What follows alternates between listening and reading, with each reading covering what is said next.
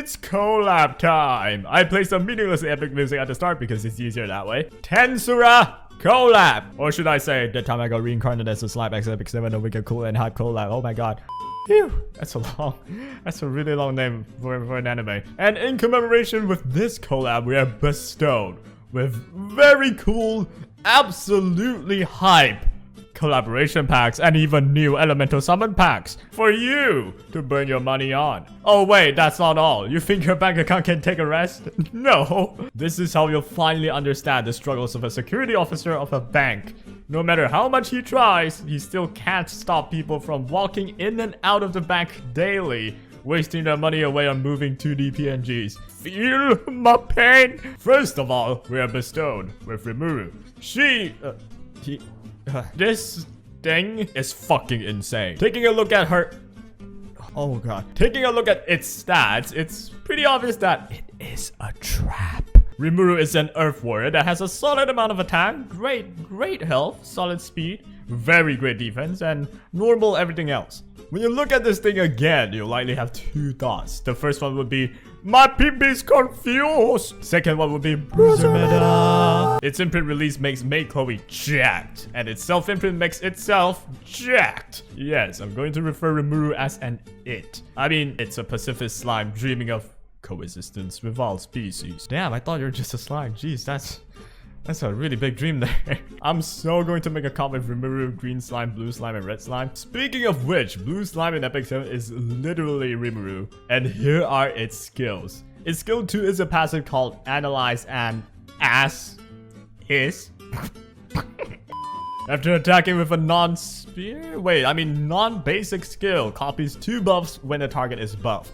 You don't have to hit the enemy to get this effect. It'll apply even if it misses. And here's where shit gets as hot as milim's thighs. After copying the buffs, Rimuru applies them to all allies.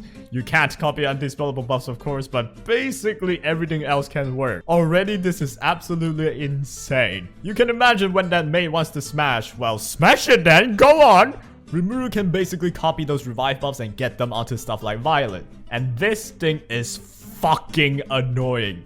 And that's not even all to Rimuru's one single passive skill yet. We're not done. When an ally is attacked by a buffed enemy, activate Be Ready against the attacker.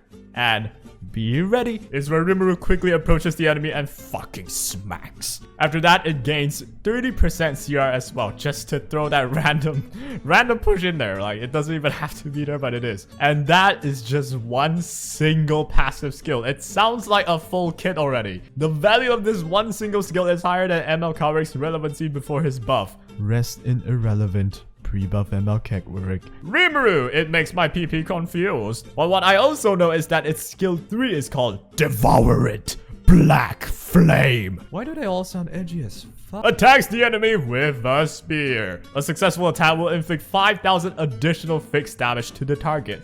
Fixed damage. Also, additional. This is the first time any character on its own can do this. Basically, when an attack hits, I'm not actually exactly sure if it works if you miss though. You do 5,000 fixed damage no matter what.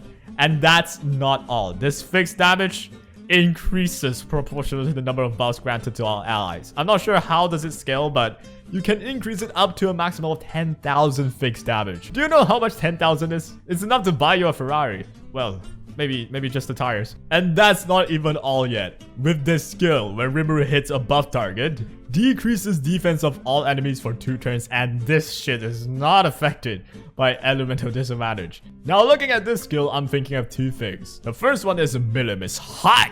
And secondly, you do have to take into account that this skill deals the 10,000 fixed damage as additional damage. So this skill alone can also do initial damage. And after the damage is done, you do an extra 10k as additional fixed damage. It's basically like a normal skill, but you just get to add a 10,000 damage onto it that is fixed, which would mean that defense don't matter. Imagine you do like 3,000 with your S3, which is very low, honestly. It's just an example. You can instantly get to nuke a Ruel for 13k damage. Like, bro, what the fuck? This Crutter is going to be hell to go against, and I'd say it's a great skill to just destroy Rem as well, which is absolutely everywhere, even my sister's closet. Not that I would know that.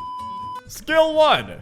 Okay, shall I get started? When Rimuru uses okay, shall I get started? Rimuru cuts the enemy with a spear, granting a random buff to the caster for 1 turn. The random buffs can be these stuff. Now, from reading this, I can understand 3 important concepts, okay? The first one is, milim is fucking hard. The second one is, what the Christ is name? Okay, shall I get started? And the third concept is, milim is absolutely waifu. This skill 1 is just, this is good. It's just really great. It's okay. Shall I get started? Well, yeah, nothing too crazy on the S1. This would suggest a counter built up, possibly. If you counter like 2 times, you probably have like, you know, imagine a defense buff, an anti-crit buff, and immunity buff that you get from just the S1 by countering 3 times. It could happen that way. Of course, I'm not sure if that's the best build yet. We'll have to, like, you know, test things out. Anti-magic mask. I swear this is a Corona reference. Rimuru's 5-star artifact, which is a mask it received from Shizu. Oh, by the way, this is totally a needed description, but Shizu asked Rimuru to absorb her. At the start of the turn, up to 100% chance at max limit break to grant a random buff to the caster for 2 turns. These are the buffs that it could grant, but from this artifact, I understand one thing. Rimuru is hot. Wait, no, not Rimuru, I mean milim. And also, this artifact is probably not going to get used. I'm not exactly sure. It could be pretty usable on Rimuru, but I can't imagine Secret Scythe being less impactful than this. Also, the general consensus is that every warrior in the world needs a goddamn Secret Scythe. Right, so Rimuru, I think it'll be a staple pick for bruiser players, and it will be great against literally anything, mainly because its skill 3 ignores elements. You don't even, you know, and with the fixed damage as well. I'm not sure if you have to hit the enemy, but if you don't, then, well, she's just going to be great anyway. Your DPS will never drop from 10k. It will always be 10k and up.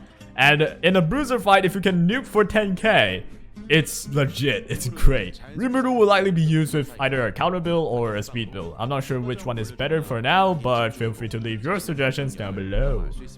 The best artifact for it is probably Secret Scythe, I would say, just to get that heal up. But then again, we don't know exactly if it's, you know, the best yet, but that's what I think.